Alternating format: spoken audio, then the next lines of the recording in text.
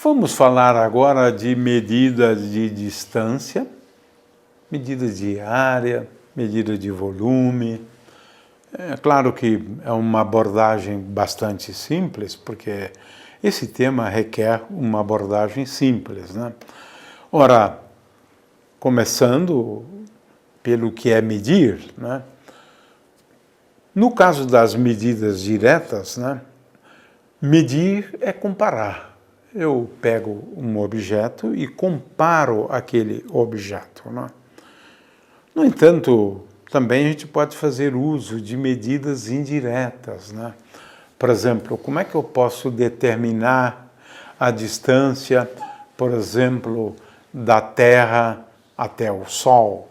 Eu não posso pegar um instrumento e medir e comparar essa distância. Tenho que fazer isso por meio de medidas indiretas, né?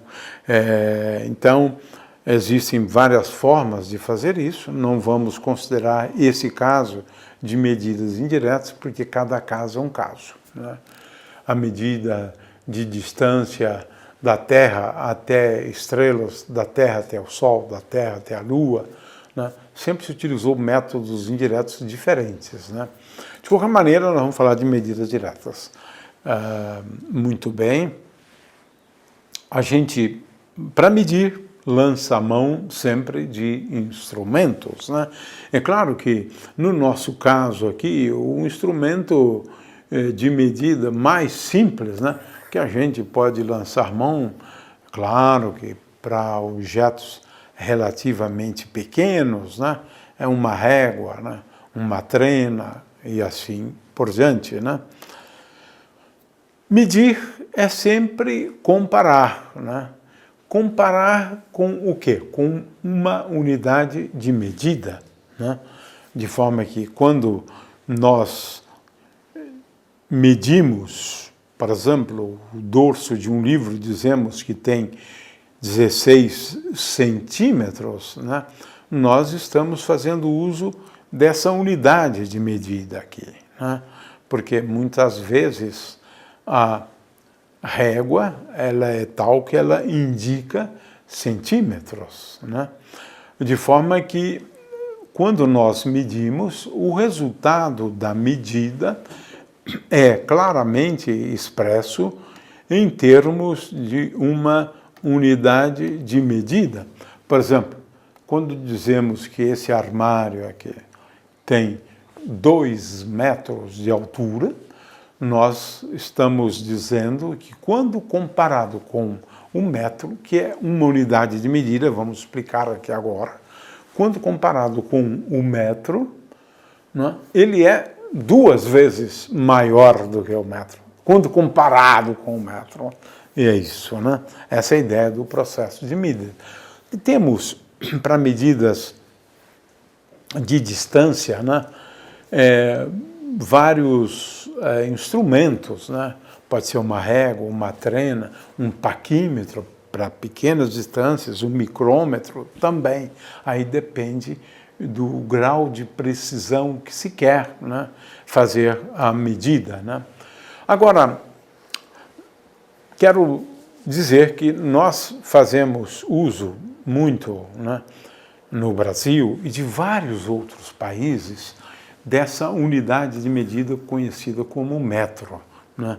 Essa unidade de medida, ela passou por pelo menos 2 formas de conceituá-la, né? De forma que, como é que foi definido, né, o metro, né, como a nossa unidade de medida? É claro que outros países não usam o metro, né? Os países de fala ou que fazem uso da língua inglesa, por exemplo, né, usam outros, a jarda, né, por exemplo, o pé, né, são outras unidades de medida. Mas o mundo todo está tendendo para o metro, né? Porque o metro é uma das unidades de medida do Sistema Internacional de Medidas. E essa é a unidade padrão do Sistema Internacional de Medidas. A gente, um conjunto de países, né, praticamente escolheu, né, um certo conjunto de unidades de medidas, na verdade 7 unidades de medida. Bom, como é que começaram a pensar o metro? Na França, eles estipularam, né, o metro como sendo 1 sobre 10 milhões, né, da parte de um meridiano. Isso foi em 1795. Né? Então, é uma fração da circunferência da Terra. Tudo começou assim. Né? E é aproximadamente isso, né? Porque o diâmetro da Terra tem aproximadamente 40 milhões de metros. Né? Então, assim começou. Depois, não, eles criaram um protótipo que foi guardado no Instituto de Pesos e Medidas de Paris. Né? Aqui eu tenho uma foto, né, do que era chamado um metro. Né? Agora nós já temos uma barra metálica que fica guardada no Instituto de Pesos e Medidas em Paris. Né? Era uma barra de platina e irídio. Né? E durante muitos anos se adotou a definição de metro. Hoje em dia temos uma definição muito mais precisa, mas mais difícil de se entender. Né? O metro hoje ele é definido como sendo a distância percorrida pela luz no vácuo durante um intervalo de tempo muito pequeno. 1 sobre aproximadamente 300 milhões de segundos. Né? Essa é uma forma de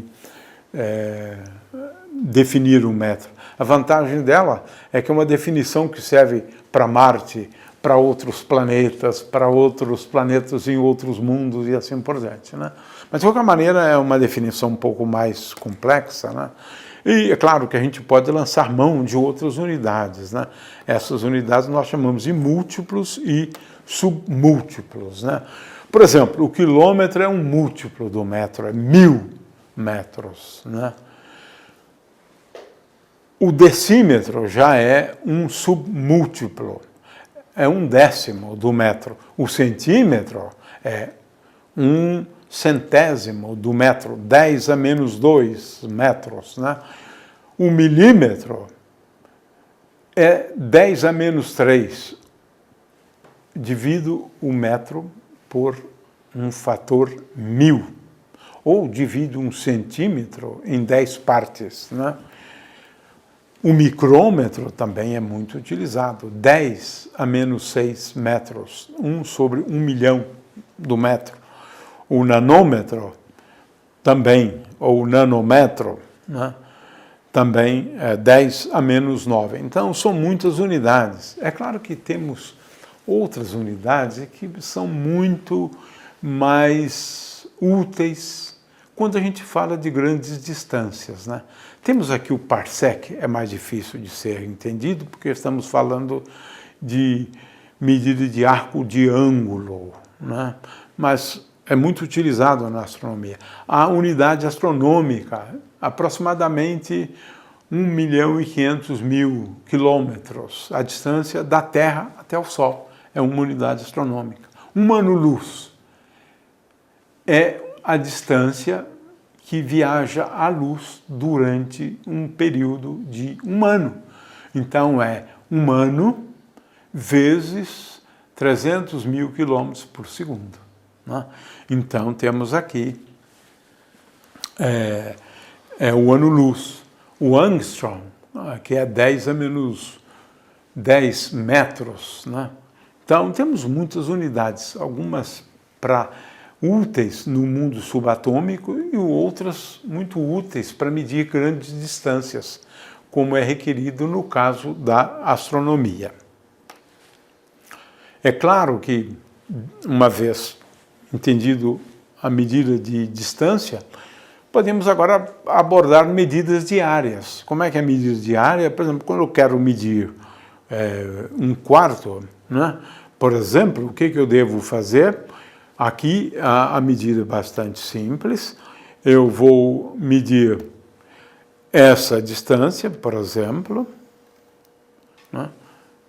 Ou seja, eu vou medir essa distância, por exemplo, e agora meço também essa distância. E agora multiplico uma pela outra. L1 é uma distância, L2 é outra distância, então a área, nesse caso, né, ela pode ser escrita, a área, igual a L1 vezes L2, L1 vezes L2. Outras figuras, né, por exemplo, se eu tenho um quadrado, é L ao quadrado, né? Se eu tenho um retângulo, é esse que eu acabei de explicar agora, né? A área de uma circunferência é igual a π vezes r ao quadrado, né? E o triângulo é a área da base vezes a altura, dividido por 2, se o triângulo for um triângulo retângulo. Essas figuras regulares são mais simples, né, da gente determinar a área.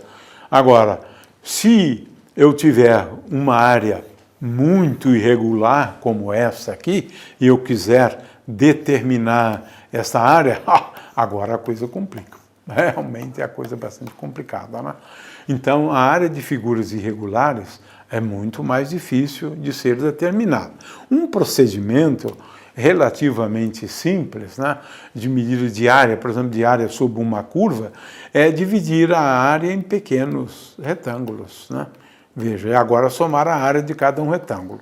É assim que, na verdade, é o princípio do cálculo integral, né, que é a maneira mais precisa para medir áreas, né? É claro que se eu dividir intervalos menores, olha só, vou obter um resultado muito mais preciso. Mas, de qualquer maneira, é sempre mais difícil determinar áreas de figuras, né, irregulares como essas aqui, e muitas vezes devemos recorrer ao cálculo. Medidas de volume simples, né, também é relativamente simples, como acabamos de nos referir a esse tipo de objetos, né, tridimensionais, né? Veja que nesse caso aqui, a coisa é muito simples, né? Eu primeiro determino esse comprimento, depois determino esse comprimento, finalmente determino esse comprimento, né? De forma que o volume aqui, ele pode ser escrito como L1, né? Ele pode ser escrito como L1, então o volume aqui pode ser escrito como volume igual a L1 vezes L2 vezes L3, né? L1 é esse primeiro lado, L2 é este segundo lado e L3 é esse segundo lado, né? É claro que se eu tiver um cubo, né, tudo fica mais simples, né? Porque é simplesmente L ao cubo, né? Ou seja, eu tenho que determinar os lados, né? Se for uma figura já não tão simples, aí precisamos recorrer, né, a cálculos mais complexos, como é o caso do elipsoide, ou então o volume, né, desse recipiente. Aí temos situações mais complexas.